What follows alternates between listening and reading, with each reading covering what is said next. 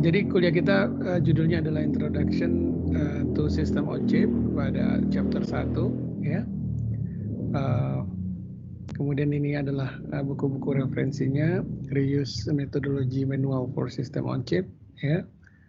Kemudian juga ada System on Chip for Real-Time Application, kemudian Low Power Methodology, kemudian Xilinx SoC Zinc, karena kita nanti akan menggunakan ini referensi desain kita menggunakan Zinc processor ini. Ini buku sudah summary ke semuanya ya, ada buku saya. Nanti saya akan cek stoknya masih ada atau tidak ya. Saya bisa berikan kalau memang ada kepada kalian. Karena jumlahnya cuma 3 jadi nggak apa-apa, free untuk ini. Kemudian kontennya ya, ada Introduction to SoC Technology. Kita akan mempelajari apa itu SoC Technology. Kemudian SoC Design metodologinya kita pelajari juga. Kemudian System Design issue-nya. Kemudian SoC IP Core. Ya, kita tahu bahwa SoC sendiri itu kita mendesain desainnya itu kita sebut dengan IP, intellectual property ya, di dalam SoC itu sendiri ya. Jadi model-model yang kita desain kita sebut dengan IP core atau intellectual property.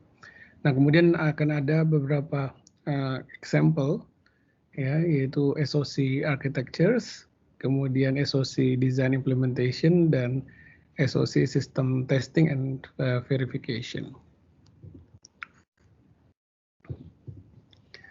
Nah, tujuannya adalah untuk memprovide student dengan pemahaman dan capability untuk mendesain sistem on chip, ya. Kemudian dalam sistem on chip ini bagaimana juga kita mengkonfigure embedded processor karena dia menggunakan prosesor, ya, untuk berbagai jenis aplikasi. Kemudian kita juga akan belajar bagaimana kita mempartisi sistem, ya, untuk hardware dan software, ya. Jadi di sistem on chip itu nanti akan ada bagian hardware-nya dan ada juga bagian software-nya. Kemudian biasanya di sebuah sistem on chip ada satu modul yang harus kita desain full, yang tadi saya sebut dengan intellectual property, ya. Nah, ini kita juga akan belajar bagaimana kita mendesain hal tersebut, ya. Kemudian kuliah ini juga akan mengcover bagaimana kita memberikan desain constraint, kemudian desain flow, desain guideline untuk intellectual property design tadi. Kemudian juga kita bertujuan untuk bagaimana saudara bisa mendesain satu modul kecil, menengah lah ya, sehingga kita bisa mencoba sistem on chip ini. Nah, kenapa kita menggunakan sistem on chip? Ya, kita tahu bahwa teknologi internet, teknologi komunikasi, ya, kemudian juga pervasive and ubiquitous computing, ya. Nah, ini perkembangan ini menuntut atau membutuhkan suatu sistem elektronik yang semakin kompleks, ya. Jadi dalam sebuah produk itu kalau saudara lihat itu selalu sudah menjadi kompleks.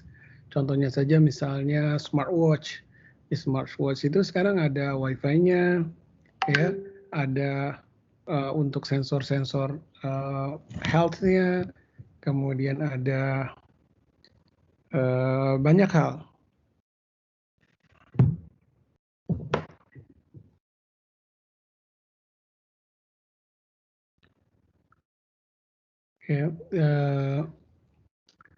Ya, seperti itu. Jadi sistem tersebut kompleks sekali, ya.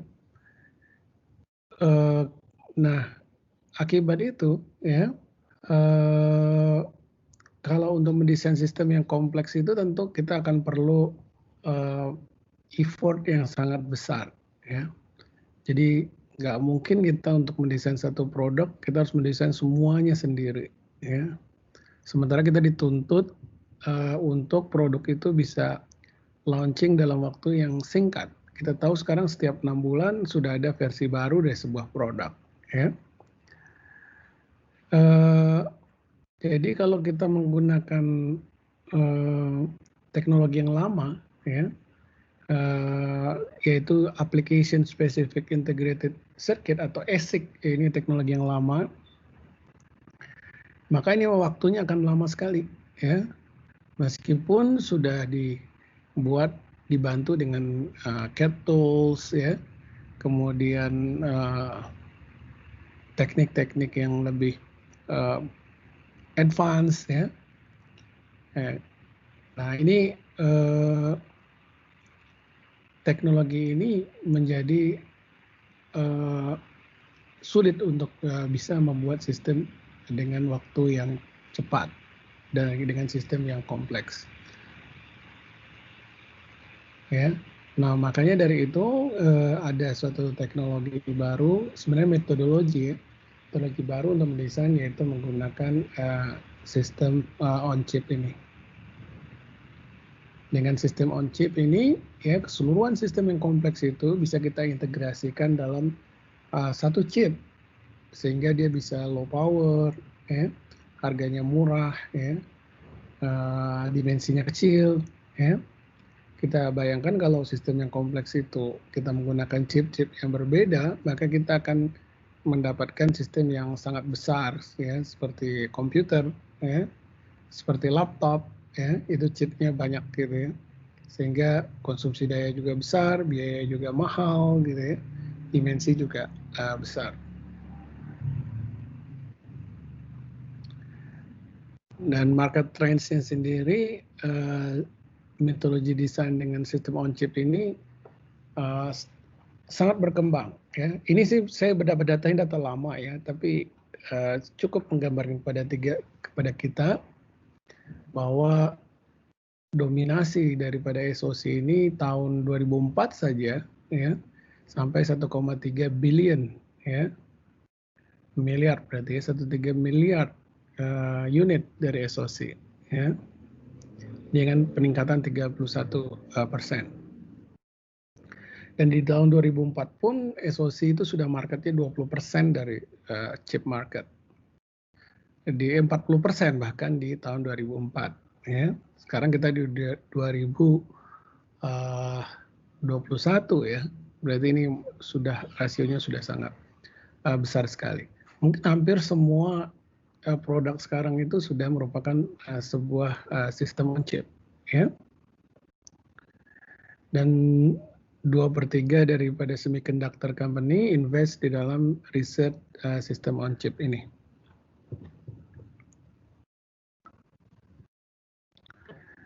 Ya, kalau kita lihat dari historinya sendiri, ya, generasi pertama daripada chip itu hanya beberapa transistor, ya, dalam satu chip, ya.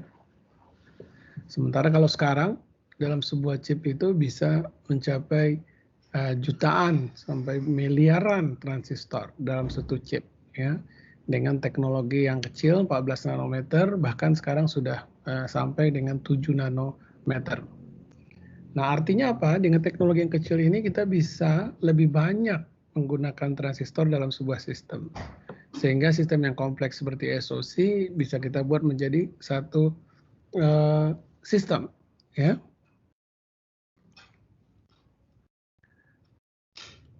Ya, kemudian salah satu yang mendorong chip dengan densitas tinggi ini adalah grafik prosesor, ya, di mana dia menggunakan sampai 1,5 miliar gate, ya. Kita tahu bahwa grafik prosesor ini sekarang tidak hanya digunakan untuk display, tapi digunakan juga untuk AI. Ya, kalau saudara kenal dengan GPU, ya, merupakan salah satu bagian daripada ini, ya. Kemudian sirkuit dalam sebuah chip juga tidak hanya bagian digitalnya, tapi dia juga ada seperti di IoT itu, ya, ada sensor-sensor seperti MEMS, ya, kemudian microfluidic, ya, gitu, kemudian optics, ya, dan komponen-komponen lainnya. Jadi SoC ini dipakai misalnya untuk sensor-sensor untuk kesehatan ya, yang itu banyak menggunakan MEMS ya. Apakah itu gyro, apakah itu sensor suhu atau sensor chemical gitu ya. Optics kita pakai juga untuk kesehatan seperti oximeter gitu ya. Microfluid kita pakai misalnya untuk PCR, alat PCR ya. Seperti itu. Nah, yang sering kita lihat juga ya mobile phones ya. Ya ini lagi ini. Kena azan ini ya. Suaranya ini ya, ketutup ya suara saya. Tapi masih terdengar, Pak. Masih terdengar. Oke. Ya, jadi mobile phones adalah salah satu perangkat yang menggunakan sistem on chip ya. Demikian juga portable computer dan peralatan internet lainnya sekarang gadget-gadget menggunakan single chip, sistem on chip. Dan kebutuhan kemudian kebutuhan akan juga produk yang powerful ya dengan kapasitas yang tinggi saat ini ya. Ini mendorong untuk mengembangkan sistem on chip ini ya. Jadi kira-kira teknologi yang paling tinggi untuk bisa menggabungkan sistem yang kompleks itu kita sebut dengan SoC ini.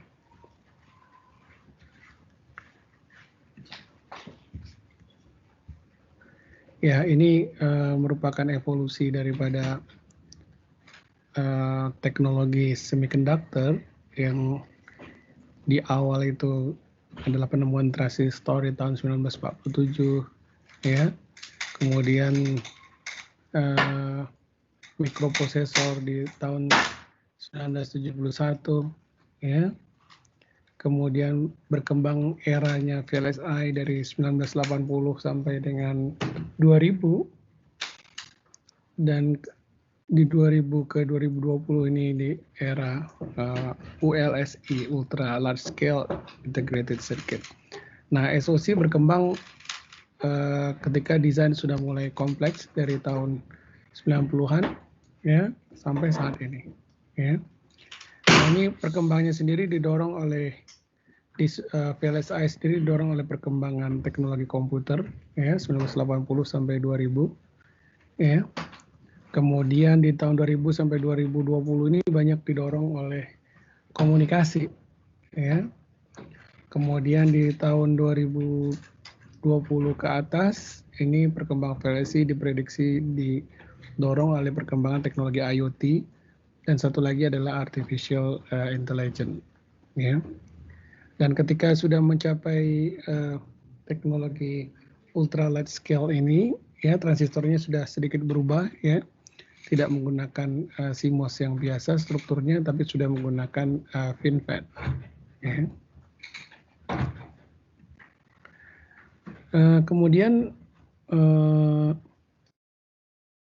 apa itu sistem on chip? Ya, definisinya. Jadi sistem on chip adalah suatu sistem dengan kompleksitas yang tinggi, ya, dan dia berbasis kepada mikroprosesor, ya.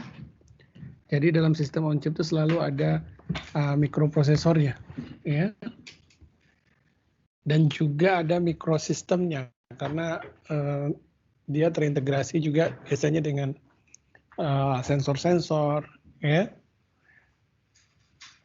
Kemudian aplikasinya dalam bentuk PDA. PDA ini mungkin sudah tidak ada, kita sudah jadi smartphone, ya, GPS navigator, ya, mobile phones, ya, handheld television. Kalau sekarang ini semua sudah tergabung menjadi satu smartphone, ya. Jadi di dalam teknologi sendiri, ya, kalau dulu kita membuat sebuah sistem itu dalam satu board atau disebut dengan motherboard, ya, besar seperti ini. Dalam satu sistem ada prosesornya, ada interface-nya, ada memorinya, ya. Nah, kemudian digabung dalam satu PCB, ya. Nah, teknologi berkembang menjadi dua alternatif, yaitu pertama adalah sistem on chip sendiri. Jadi keseluruhan sistem ini diintegrasikan di atas silikon, ya. Di atas silikon kita sebut dengan sistem on chip. Tapi ada juga dia diintegrasikan di atas substrat. Jadi masing-masing chip ini tetap dalam bentuk die silikon, tapi dia dalam bentuk substrat yang terpisah. Kemudian di wire bonding, ya. Nah, sistem ini disebut dengan sistem in package, ya. Nah, sistem ini handphone saat ini sebenarnya banyak menggunakan teknologi ini, sistem in package. Jadi dia sudah SoC, tapi ternyata SoC-nya ini butuh modulnya nambah lagi dengan jumlah yang lebih besar, dan teknologinya bisa jadi berbeda, ya. Misalnya dia menggunakan teknologi untuk flash memori, sementara prosesor hanya gate digital gitu, ya. Nah, kalau itu dibuat dalam satu chip mungkin tidak efektif, tidak efisien dalam soal memprosesnya, sehingga diproses dalam dice yang berbeda, kemudian diintegrasikan dalam satu sistem, ya. Nah, sistem ini disebut dengan sistem in package, ya. Nah, ini tidak pernah berhenti. Jadi di sini disebutkan bahwa PCB of today is SoC of tomorrow. Jadi kalau kita lihat ada PCB sekarang, ada beberapa chip di situ, ya. Nah, tahun depan itu sudah menjadi satu chip. Tapi tidak berhenti di situ, ada lagi tambahan modul baru lagi, nanti diintegrasikan dalam satu chip lagi, gitu, ya. Nah, makanya di sini ada kata-kata PCB of today is SoC of tomorrow, ya. Dan juga ada juga kalimat bahwa chip of today is core of tomorrow. Core itu adalah bagian, ya, yang saya sebut tadi intellectual property, ya. Jadi bagian yang IP core. Jadi kalau chip yang sekarang nanti akan menjadi bagian dari suatu sistem atau modul dari suatu sistem, atau kita sebut dengan core, ya. Core ini misalnya IP, intellectual property core, ya. Seperti itu.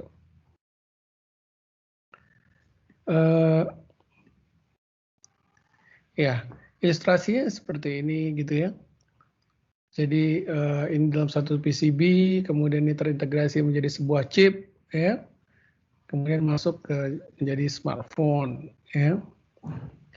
Jadi teknologi sistem on chip itu adalah kemampuan kita menempatkan berbagai macam functionality dalam sebuah single chip silikon, ya.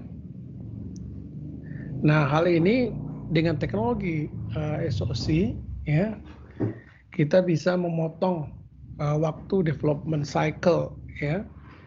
Jadi dia bisa lebih cepat. Sebenarnya lebih kepada metodologi desain sehingga dia bisa dilakukan lebih cepat, ya. Dan juga functionality lebih banyak, ya. Kemudian performance dan quality yang lebih tinggi, ya. Nah, kita tahu bahwa chip sekarang sudah dimanapun, di mana saja, ya. Kita lihat di mobil, ya, sekarang itu 50 sampai 150 chip, ya, dalam sebuah mobil. Kita tahu saat ini nih sedang terjadi shortage atau kekurangan daripada supply daripada komponen, sehingga produksi kendaraan mobil itu terhambat karena nggak ada chipnya, ya.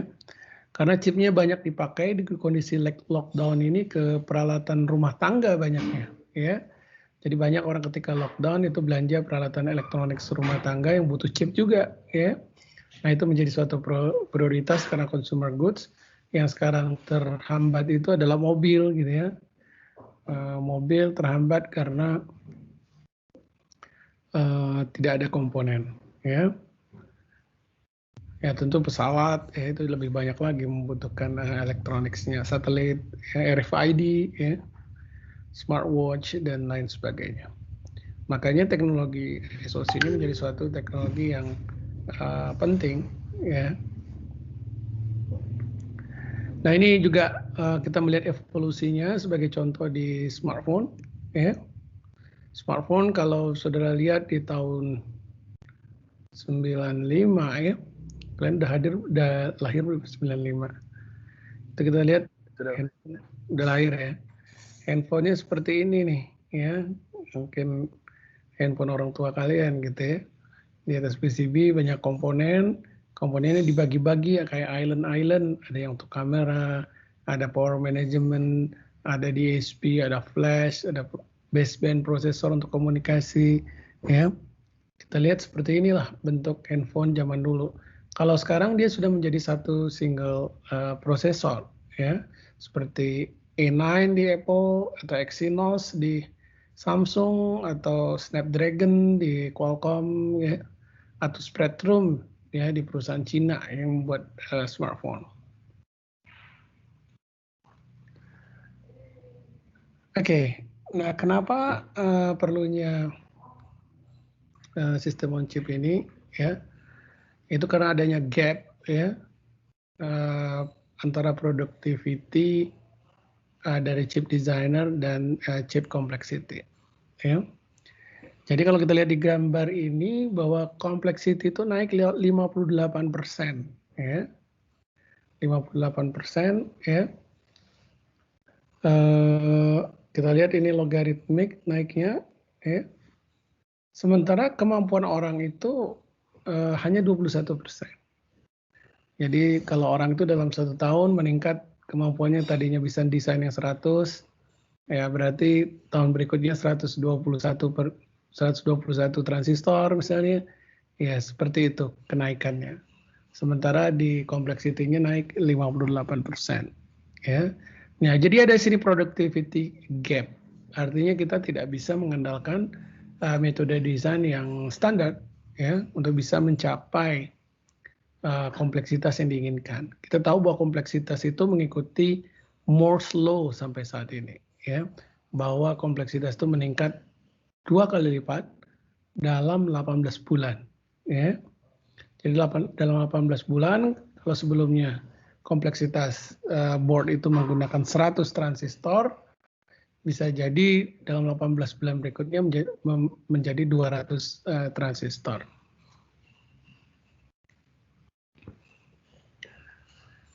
Nah, ini ada problem-problem yang terjadi kalau kita mau mendesain chip dengan kompleksitas tinggi. Ya. Yang pertama adalah time to market pressure. Ya. Jadi ini waktu untuk mendesain itu selalu dituntut lebih cepat. Karena ada kompetisi ya di antara makers produk elektronik. Ya. Saudara bisa lihat peperangan di antara pembuat smartphone. Ya. Kalau Samsung mau rilis, Apple juga mau rilis, nanti Xiaomi juga mau rilis, ya semuanya under pressure, ya harus bisa menghasilkan produk secepat mungkin. Ya kemudian ada juga permasalahan ya dalam desain yang kompleks itu kita selalu menemukan bahwa desain itu tidak hanya hardware saja, ya saat ini orang desain itu selalu ada bagian hardware, ada bagian software. Ya, karena software bermanfaat dalam hal flexibility, ya, dia bisa membuat sistem-sistem yang terprogram, fleksibel. Ketika case ini dia melakukan ini, ketika case ini melakukan yang lain, ya. Sementara hardware memiliki keunggulan, dia bisa melakukan sesuatu itu lebih high performance dibanding software. Dia bisa melakukan secara paralel. Kalau di software harus sekuensial segala sesuatunya, ya. Nah, interface antara bagian hardware dan software ini merupakan suatu challenge tertentu. Ya. Bagaimana kita mendesain bagian hardware-nya, bagaimana mendesain software-nya, dan bagaimana mereka saling berkomunikasi. Ya. Kemudian variasi daripada IP core-nya. Ya. Jadi kebutuhan daripada modul-modul dalam sistem on-chip itu juga bervariasi. Ya. Ada yang butuh misalnya Wi-Fi modul, ada yang butuh encryption, ada yang butuh jadi transmitter, jadi receiver, dan lain sebagainya. Nah, ketika dia menjadi kompleks pun menjadi tantangan kita tentu di performance. Semakin banyak gerbangnya, tentu kompleksitas semakin tinggi, delay semakin tinggi, ya bisa jadi kecepatan juga menurun. Yang kedua adalah areanya, ya. area itu ya satu transistor pasti menempati area tertentu. Semakin besar transistornya, semakin besar area yang dibutuhkan. Sehingga kita menuntut untuk SoC ini juga menggunakan teknologi sekecil mungkin. Kemudian power consumption, ya. Begitu kita meningkatkan frekuensi daripada kerja, ya, banyaknya transistor, kemudian akan terjadi switching di setiap transistor itu akan mengkonsum daya yang sangat tinggi, ya. Apalagi desain makin besar, berarti konsumsi daya juga semakin meningkat. Ya. Sebagai dampaknya, jadi tantangan bagi kita untuk masalah frekuensi dan juga reliability. Dan ini merupakan suatu kunci supaya produk kita sukses di market. Dan juga permasalahannya adalah ketika sistem itu semakin kompleks, ya, proses verifikasinya tidak gampang. Ya, karena kita harus mau mengemulasikan segala kemungkinan, ya, segala kemungkinan sistem itu akan terjadi. Ya. Kemudian juga dengan menggunakan teknologi terkini seperti deep submicrons, yaitu yang sudah kecil-kecil, ya, yang sudah di bawah 90 nanometer. Ya. Nah, itu juga akan menemukan berbagai permasalahan seperti timing, ya.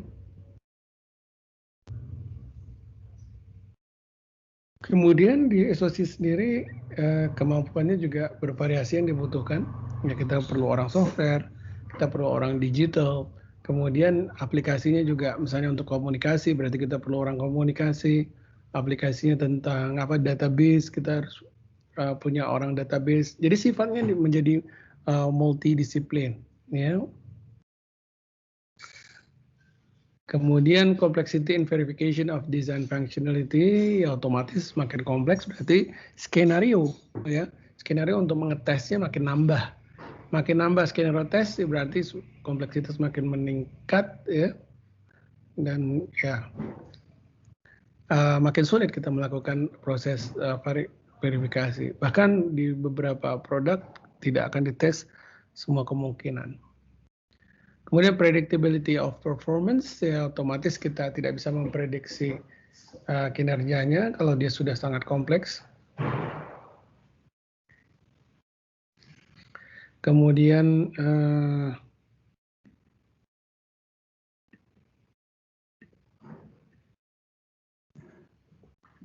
fleksibilitas daripada desain juga semakin kecil, ya, kalau dia sudah semakin kompleks, ya. Kemudian efisiensi dari segi desain cost, ya. Sampai sini ada pertanyaan?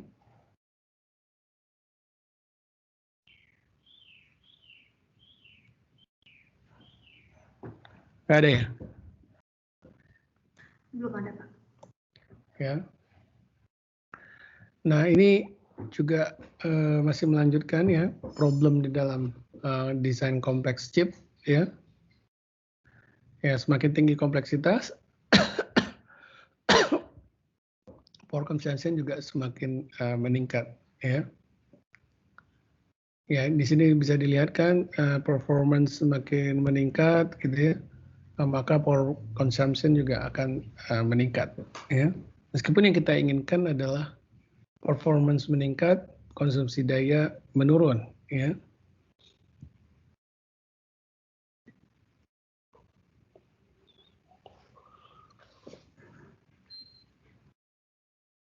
Ya, problem lainnya adalah seperti ini. Kalau kita tidak menggunakan metodologi SoC, kalau kita sudah melakukan satu desain tersebut tidak bisa kita repeat, ya, kita gunakan lagi di desain berikutnya. Itu kalau menggunakan teknik biasa, bukan teknik SoC.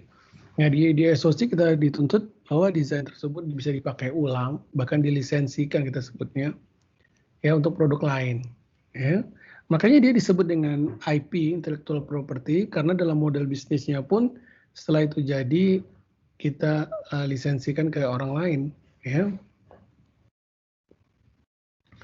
Nah, dalam SoC sendiri biasanya di dalamnya ada processor core, ya, kita sebut dengan embedded processor cores, ya, Ya, jadi unit yang di mana program nanti akan ditempatkan. Jadi software sendiri berperan penting ya dalam menunjukkan kinerja daripada sistem ini. Ya. Yang pada akhirnya ini akan menuntut kita ya untuk additional, menambahkan metodologi tertentu, proses tertentu, dan mengorganisasi tantangan-tantangan yang terjadi. Nah, kuncinya di sini sebenarnya ya, yaitu memakai ulang satu desain, reusing macros. Ya. Makro itu sebenarnya core, IP core-nya. Ya. Terkadang kita sebut juga dengan makro. Ya, yang sudah kita desain dan sudah kita tes, ya. Jadi bisa dipakai ulang. Ya, itu tujuannya sebenarnya daripada desain metodologi ini. Ya.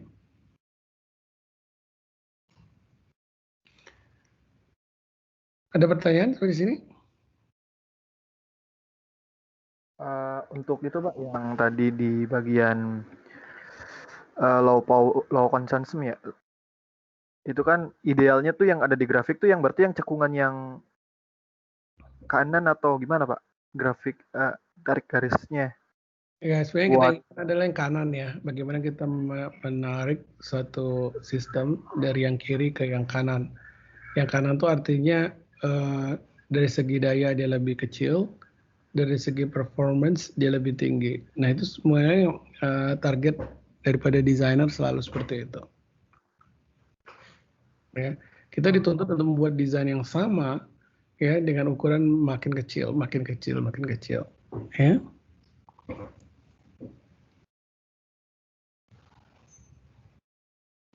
Ntar saya ambil minum dulu ya. Sambil kalau ada pertanyaan silakan.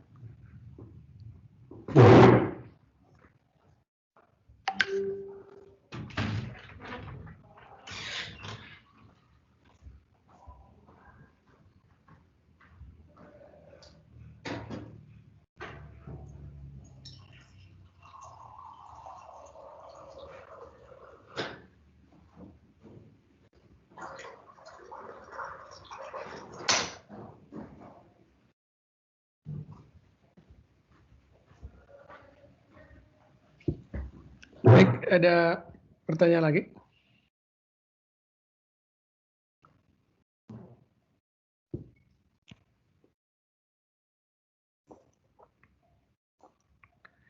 Kalau enggak, saya lanjutkan ya. Ya, kalau kita lihat di sini kita lihat bahwa aplikasi daripada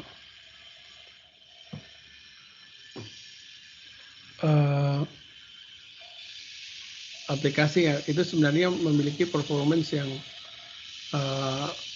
berbeda-beda dan power efisien yang efisiensi yang berbeda-beda gitu ya. Kalau saudara main di 3D games atau kamera gitu ya, high quality kamera, multimedia, itu termasuk proses-proses yang memerlukan kinerja yang tinggi. Ya. Kita lebih mengunggulkan, lebih concern terhadap performance ya. Kalau 3D games, artinya kalau saudara tidak high performance, ya bisa jadi gambar yang dihasilkan patah-patah. Ya. Begitu juga ketika kamera, kalau dia bukan high performance, bisa jadi nanti impact-nya dia tidak bisa menggrab 30 gambar per detik. Ya. Jadi bisa jadi nanti gambarnya patah-patah. Ya. Apalagi dengan menggunakan kamera yang high quality, bisa 4K, ya. Saat ini 8K, ya. Itu membutuhkan performance yang tinggi juga. Ya. Multimedia seperti MPEG, ya. Kemudian rendering graphics, ya. Itu juga membutuhkan performance yang tinggi. Tetapi kalau kayak MP3, ya, MP3 player, ini kita lebih concern kepada power efficient, kita lebih concern kepada berapa lama baterai kita bisa tahan, berapa lagu yang bisa kita style gitu ya. Kemudian browsing juga itu tidak memerlukan kinerja yang tinggi, apalagi sosial media, karena kecepatan pengiriman karakternya kan tergantung kita mengetik, dan kita mengetik kan juga lambat ya. Mungkin hanya 1 karakter per detik gitu ya. Yang berita-berita juga itu satu hal yang performansnya tidak begitu tinggi.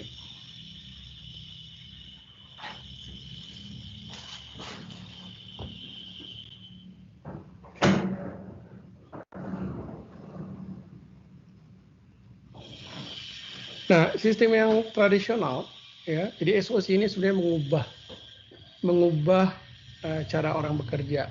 Kalau di sistem yang tradisional ya menggunakan ASIC, itu kita biasanya mendesain itu segala sesuatunya itu dalam satu company ya. Kita punya chip, semua chipnya didesain, misalnya di dalam chip itu ada 1 blok, 10 blok gitu ya. Masing-masing blok dikerjakan oleh masing-masing divisi ya. Nah, semua dilakukan dalam satu company. Nah, hal ini tentu kalau kompleksitas meningkat, ini merupakan suatu hal yang kompleks ya.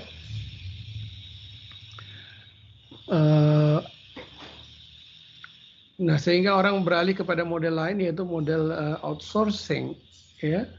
Jadi masing-masing modul dikerjakan oleh perusahaan yang berbeda ya. Bahkan simulasinya juga dilakukan oleh perusahaan yang berbeda, sintesis oleh perusahaan yang berbeda ya. Jadi satu chip itu ibaratnya dibagi-bagi ke perusahaan yang lain.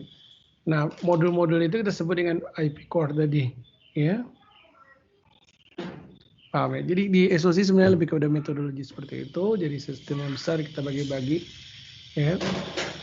Masing-masing blok dikerjakan oleh perusahaan yang berbeda-beda ya. Salah satu perusahaan yang banyak mendesain IP itu ada contohnya ARM. Jadi ada satu bisnis di mana perusahaan itu hanya membuat desain-desain, tapi dia nggak punya produk chipnya. Nah, desain tersebut dia lisensikan kepada perusahaan-perusahaan lain kayak Fujitsu gitu ya. Fujitsu itu banyak juga menggunakan chip-chip dari ARM, tapi dia sudah di-package menjadi chip mereka. Okay.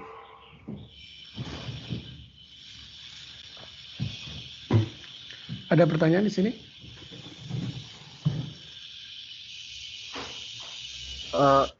Lisensinya sampai desain aja atau sampai proses fabrikasi juga Pak untuk ARM?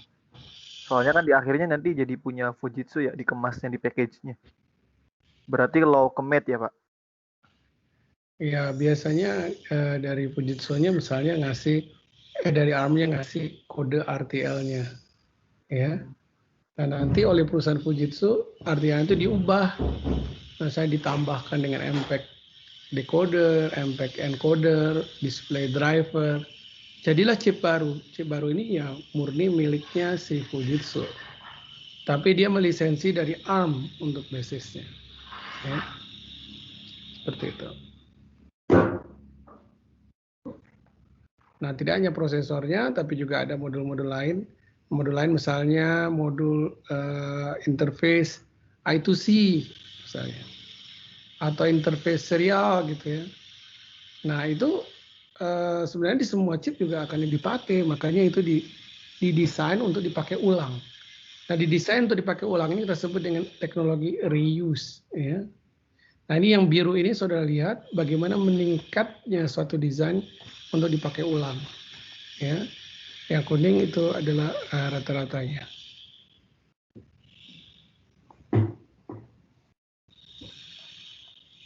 Baik. Ada pertanyaan lagi?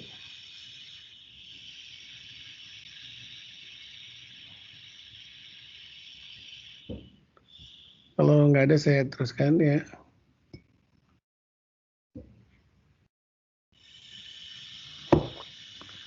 Jadi perkembangan daripada kompleksitas daripada sistem on-chip ini meningkat ya. Nah, di sini dituliskan sekarang lebih banyak 22 nano dan 14 nano ya. Dengan itu bisa didesain sampai 500 mega itu apa? Juta ya. 500 juta transistor, gerbang, ya. Nah, yang paling besar ini ada di graphics chip, tadi seperti saya sebutkan, seperti NVIDIA gitu ya, menggunakan GPU.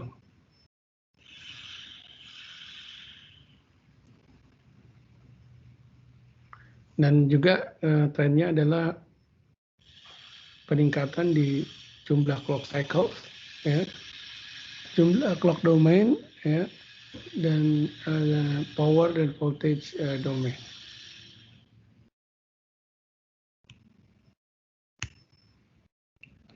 Oke, ada pertanyaan dulu? Mungkin dari saya deh nanya. Siapa yang bisa menjelaskan apa yang disebut dengan IP core?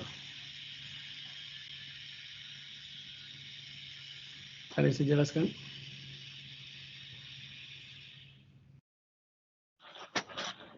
Kalau secara singkatan itu intellectual property, Pak. Jadi suatu modul yang mempunyai fungsi tertentu gitu. Oke. Baik. Kemudian kenapa dalam satu sistem on chip selalu ada modul prosesor? Ada yang bisa jawab?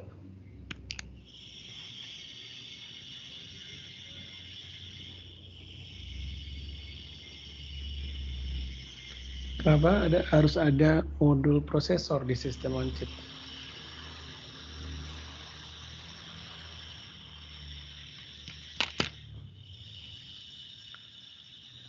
Kenapa?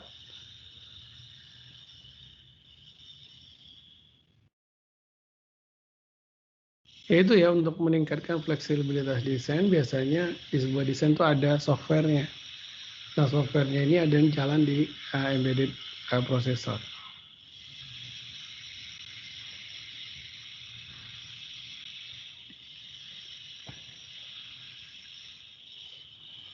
Ya, jadi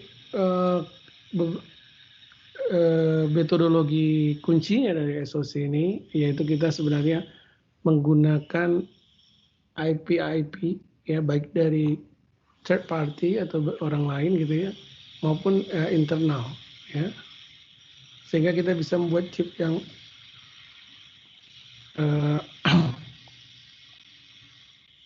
lebih kompleks gitu ya. Jadi lebih kompleks itu tidak harus semua kita desain, tapi kita menggunakan lisensi IP core daripada desain-desain lainnya ya. Nah, untuk itu ya, makanya interkoneksi itu perlu distandarisasi. Nah, ini salah satu bagian yang menjadi di pembahasan di dalam kuliah ini ya, bagaimana didefinisikan bentuk bus ya.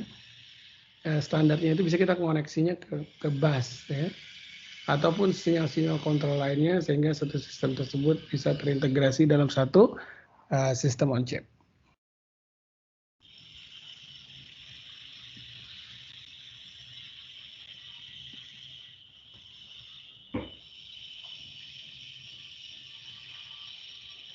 Ini sampai seperti yang saya sebutkan tadi, bahwa SoC itu adalah sebuah chip yang menggantikan keseluruhan PCB yang ada ya. Kemudian chip yang berbeda dalam PCB sekarang akan menjadi kita sebut dengan IP core ya, daripada SoC tersendiri.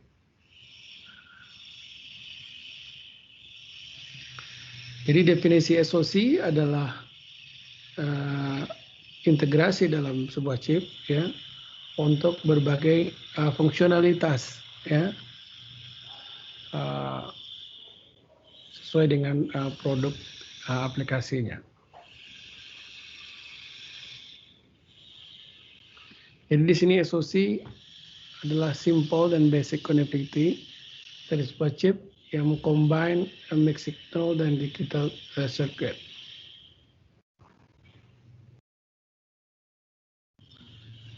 Dan di chip yang kompleks bisa jadi dia membutuhkan prosesor untuk aplikasi khusus, disebut dengan application processor ya, dan graphic processor ya. Biasanya ini sudah menjadi cache yang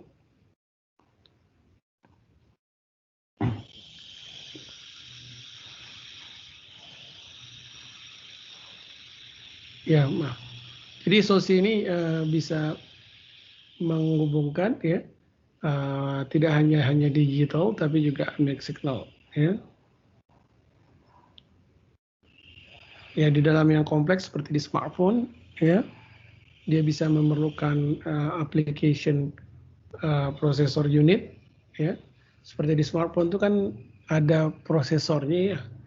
Sebenarnya di selain itu tuh ada juga yang menghandle komunikasi sebenarnya. Jadi ada dua prosesor yang terpisah ya.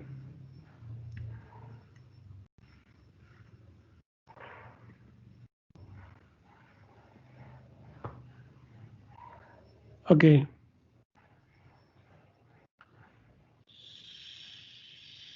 Mungkin untuk jeda sedikit. Untuk minggu ini mungkin ada sedikit saya ingin kalian mempelajari sedikit ya. Coba cari referensinya untuk sebagai tugasnya. Coba saya buat dulu tugasnya.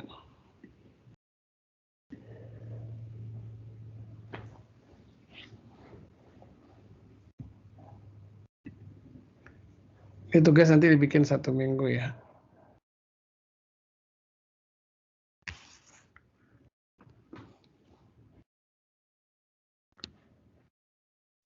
Jadi ini introduction to SOC. Nah, pertanyaan pertama sudah carilah referensi dan ceritakan hal-hal terkait pertanyaan berikut.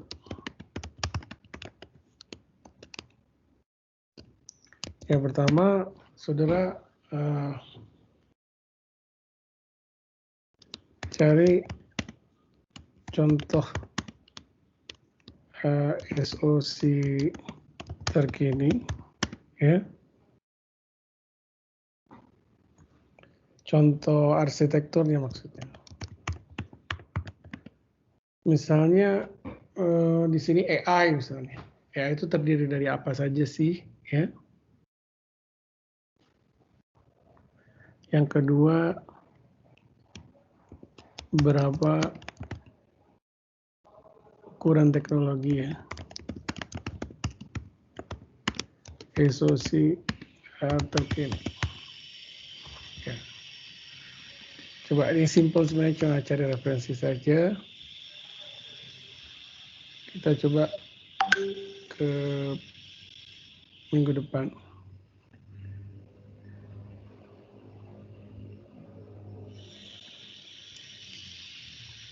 Oke. Baik, ada pertanyaan lagi?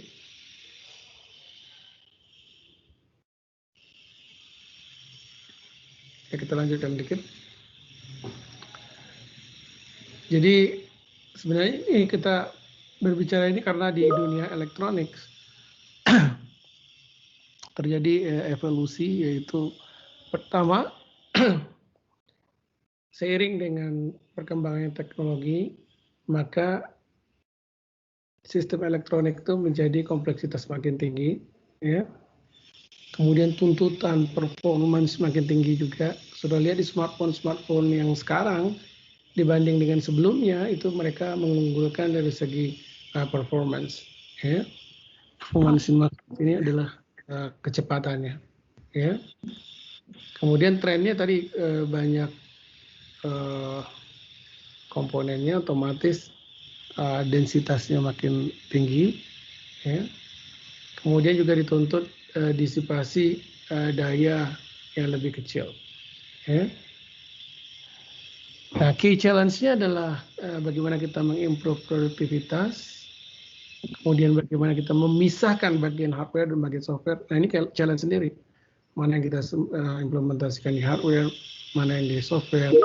Nah, ini terkait dengan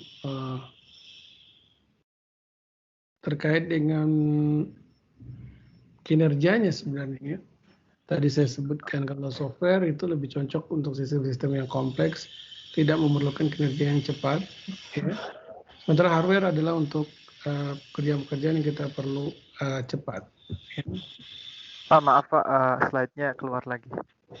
Oh, nggak keluar lagi.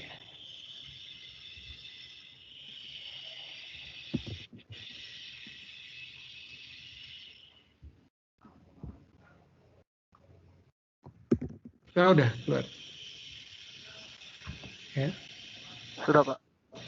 Ya, ini tadi beberapa evolusi dan key challenge-nya, ya. Jadi terjadi evolusi juga dalam teknik, ya. Kita berbasis intellectual property, ya. Di dalam SOC ini perlu kita ketahui intellectual property adalah poin yang penting. Dan ini juga kita sebut dengan platform based design, karena di SOC ini biasanya kalau untuk desain dia sudah memberikan framework ya.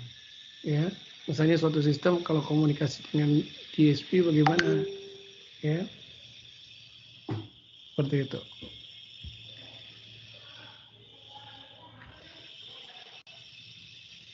Nah di sini kenapa mendesain SOC itu lebih lama dibanding traditional ASIC. Seperti kita tahu tadi kan sebenarnya SOC untuk mengatasi keterlambatan daripada ASIC, tapi SOC sendiri kenapa lambat, ya? Ya kita tahu bahwa sistemnya sangat kompleks, jadi waktu untuk mulai dari desain sampai dari implementasi itu sangat lama. Ya, jadi di ASIC sendiri beberapa hal jadi constraint, ya. Seperti frekuensi, berapa target frekuensi kita, kemudian berapa jumlah clock generatornya, karena kita tahu bahwa dalam satu sistem bisa jadi lebih daripada satu frekuensi yang kita gunakan, ya. Kemudian berapa densitasnya, kemudian berapa jumlah blok dan sub blok dalam satu sistem kita, ya.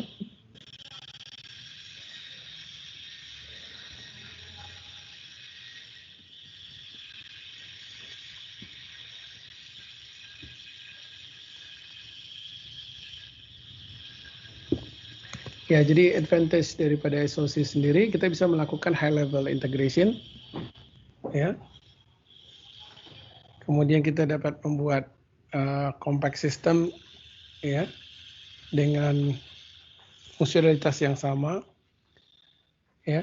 Kemudian kita dapat mereduksi pin overhead, ya, karena sistemnya sudah diintegrasikan dalam satu chip, jadi kita tidak perlu pin lagi ke eksternal, karena kita tahu bahwa pin itu menjadi limitasi untuk speed juga dan size, ya. Ya, jadi dengan pengurangan pin yang menghubungkan modul-modul itu, kita bisa menghemat dari penggunaan power, ya, dan juga mereduce dari noise, ya, mixed signal. Nah ini kalau kita lihat dari timeline pembuatan SOC sendiri, kalau dari sistem yang konvensional, ya, kita mulai dari desain, kemudian kita iterasi dengan berbagai macam pekerjaan seperti design verification, chip fabrication, synthesis, placement, routing, software development. Nah kalau yang konvensional ini kita melakukan secara serial, ya, seperti ini, ya, tidak bisa paralel. Namun kalau kita dengan SOC itu bisa dilakukan dengan paralel, atau desain itu sebenarnya udah didesain oleh orang. Sehingga yang menjadi poinnya adalah, ya, yang menjadi poinnya adalah kita mereduce waktu untuk mendesainnya secara signifikan, ya, sehingga time to market kita akan menjadi lebih cepat. Nah ini contoh satu sistem SOC. Kalau kita lihat di sebelah kiri adalah ketika kita membuat dalam satu PCB, ya, satu PCB. Di sini adalah prosesornya, ada chip prosesor sendiri, ada chip memori sendiri, ada chip DSP sendiri, chip security sendiri, Ethernet sendiri, USB sendiri, GPIO sendiri. Harganya bisa mencapai 50 sampai 1000 USD satu board ini. Sementara kalau sistem on chip, ya dia udah terintegrasi semua dalam satu chip. Dan yang paling signifikan adalah harganya bisa menjadi 1 USD sampai 17 USD. Ya. Jadi SoC bisa melakukan reduksi daripada chip production cost-nya. Dan juga tentunya price daripada chip yang dihasilkan juga semakin rendah. Nah, ini kalau kita lihat di sini, on-chip interconnection, kalau di SoC, otomatis interkoneksi semua sudah di dalam chipnya, sehingga bisa tidak terbatas oleh pin ya. Makanya di sini kita lihat nih busnya ini bisa sampai 128 sampai 512 bit ya. Karena dia di dalam chip, kita hanya mengkonekkan saja. Tapi kalau keluar kan harus ada pin. Kita pasti akan terbatas oleh jumlah pin yang ada. Mungkin hanya 32 bit busnya. Ya. Sehingga dengan cara ini kita memiliki kemungkinan ya lebih tinggi untuk first pass success. Jadi ketika kita membuat chip pertama kali kita langsung sukses. Dan juga mudah untuk melakukan update firmware ya. Bagian softwarenya mudah diupdate karena dia memiliki prosesor di situ ya. Sehingga kita mudah untuk mengupdate firmware. Kemudian heterogeneous integration, karena kita tahu dalam satu sistem ada ada bagian memori, ada bagian komunikasi, ada bagian analog, ada DA converters, ya, dan ada bagian digital. Itu dihubungkan menjadi satu sistem.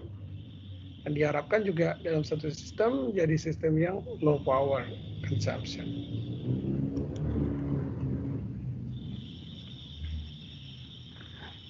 Nah, ini juga advantage daripada SoC, ya.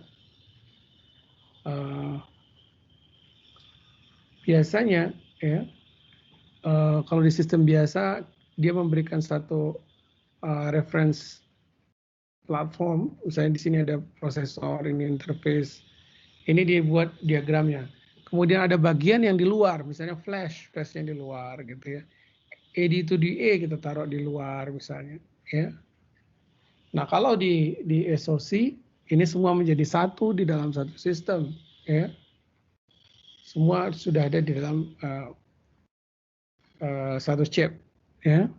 Meskipun sebagian daripada modul ini bukan milik kita, tapi kita mendapat lisensi untuk menggunakannya. Ya, sebagai contoh modul internal IP, ya, custom IP, ya, dan lain sebagainya. Jadi ARM sendiri itu salah satu komponen utama dalam SoC, biasanya menggunakan ARM, ya. Dia juga dalam membuat SoC-nya dia membuat layering, ya. Layer 1 itu adalah bagian hardware-nya seperti bus architecture, kemudian core ini misalnya unit-unit pengkomputasi, kemudian memori dan hardware. Kalau kita nih lihat yang dari bawah ke atas ya. Kemudian di layer yang lebih tinggi, ya, ada peripheral, ada OS, ada middleware, dan lebih tinggi lagi ada proses connect dan middleware-nya, dan terakhir dalam level product end user-nya. Okay. Baik, saya kira itu ya untuk hari ini dulu. Ya. Kira-kira ada pertanyaan nggak untuk sesi? Saya boleh tanya, Pak? Ya. Tadi dibahas di awal kalau misalnya designing itu juga salah satunya adalah mempelajari bagaimana mempartisi sistem hardware dan software. Jadi apakah si sistem SoC ini memang terdiri dari bagian hardware dan software, Pak? Ya, selalu seperti itu. Jadi SoC itu pasti ada bagian software-nya. Kalau di hardware-nya itu dia punya microcontroller-nya gitu ya. Oh, ada microcontroller. Jadi ada microcontroller-nya. Nah, microcontroller-nya itu kita program microcontroller. Nah, apa yang di microcontroller biasanya proses-proses yang sifatnya kompleks tapi tidak perlu cepat. Misalnya kayak saudara memilih mode gitu ya, milih mode terus didisplaykan, itu kan nggak perlu cepat sebenarnya kan. Dan itu dipakai cuma sekali-sekali gitu. Nah, interface ke internet gitu. Nah, itu kita lakukan di software. Kalau interface ke internet kan banyak protokol tuh, ke monogram Ethernet driver segala macam. Nah, itu kita taruh di software. Ya, dan biasanya sudah ada drivernya, jadi ya sangat mudah sekali. Misalnya suatu sistem sudah mau connect ke Ethernet, dia sudah ada driver Ethernetnya, jadi pakai software aja. Kalau saudara disuruh bikin hardware untuk connect ke Ethernet, wah itu susah, lama sekali gitu ya. Nah, jadi misalnya itu ya ini di sistem dipakai misalnya untuk transmisi, transmitter, receiver. Ya, bisa jadi bagian modulatornya kita buat hardware-nya, tapi nanti yang hubungan ke Ethernet-nya, ngatur modenya itu kita di software aja. Ya.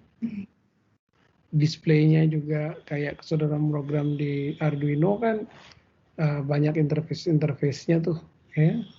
Nah, itu kita nggak perlu mengulang lagi, sudah ada orang yang buat ya sudah pakai aja gitu ya. Oke. Kalau tadi terkait IP core, Pak, jadi si building block itu satu modul gitu, Pak, satu fungsi atau bagaimana, Pak? Satu IP core itu? Ya, jadi IP core, jadi satu SoC itu terdiri dari banyak IP core ya. Iya. Nah, kayak gini. Jadi misalnya di sini ada prosesornya, ada memorinya, nanti ada I2C-nya, nah, atau ada yang custom yang saudara buat sendiri. Saudara ingin ada untuk memproses apa. Masing-masing kita sebut dengan IP core. Nah, biasanya IP core ini macam-macam juga. Ada yang sudah dikasih, ya. Jadi kayak yang Xilinx nanti kita pakai itu, dia sudah ada IP core-nya. Nanti saudara tinggal menggabungkannya gitu loh, ya.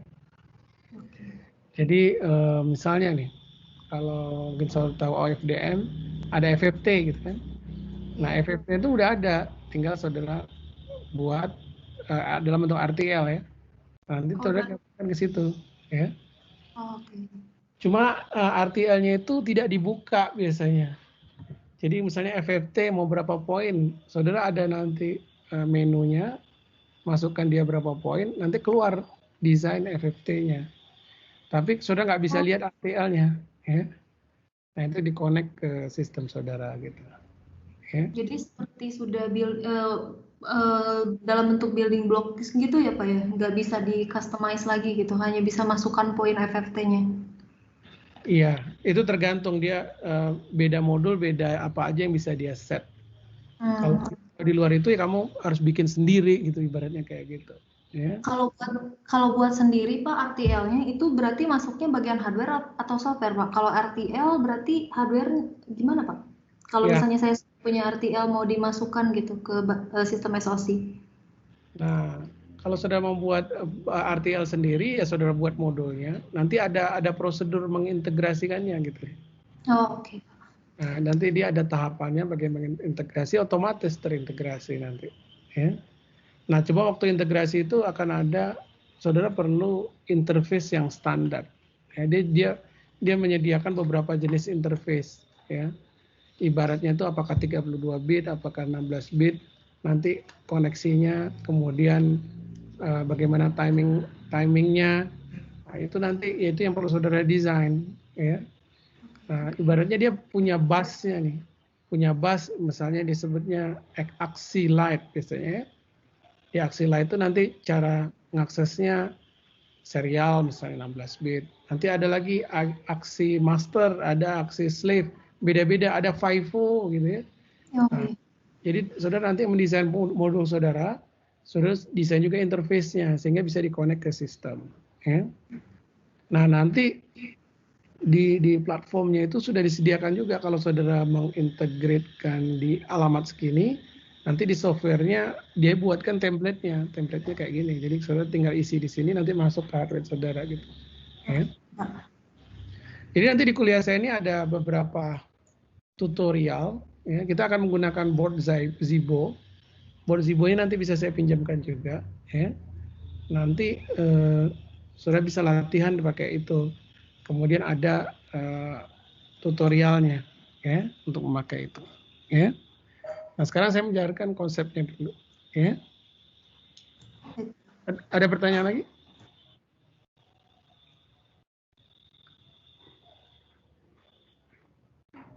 Untuk izin masuk Kenapa? TB-nya gimana, Pak? Izin Izin masuk kampus untuk konteks apa? Tugas akhir atau ini? enggak? Nanti misal kamu mau pakai Jibo gitu, Pak. Izin masuk kampus, saya belum tahu juga nih caranya gimana. Tapi prinsipnya gini, board Zibo itu ada di saya, nanti di sekretaris saya. Sekretaris saya itu ada kantornya di Sirka, di Setrasari ya. Nanti sudah ambil aja ke kantor saya di situ, gitu ya. Ya. Oh, baik. Nanti saya lihat saya punya 5. Nanti tergantung yang pakai berapa gitu. Kalau nanti yang makainya banyak ya terpaksa ngelakuinnya di kantor saya. Tapi kalau enggak ya boleh bawa pulang. Tapi ya menandatangani perjanjian gitu ya. Ya harus dibalikin lagi ya boardnya ya. Baik.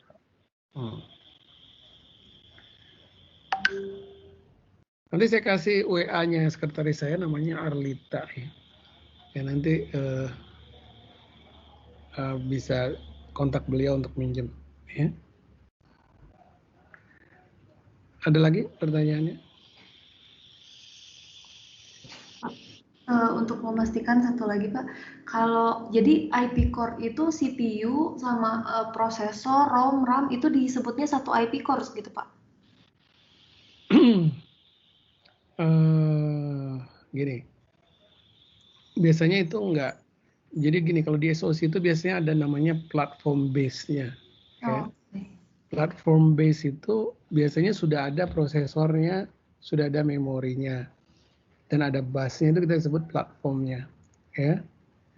Jadi kalau saudara nanti misalnya mau pakai ARM nih, ya, dari ARM nanti akan disediakan platformnya. Tapi dia belum terintegrasi sebenarnya. Jadi ada prosesor, ada ini. Nanti saudara definisikan dulu pakai script. Saudara butuh apa saja. Nanti dikompil nanti jadi satu sistem. Ya. Nah itu biasanya basic microcontroller. Saudara tahu sysmin kan? Tahu ya. Nah itu nanti akan terjadi sysminnya itu. Jadi ada prosesornya, ada memorinya, ada busnya, ada apa gitu.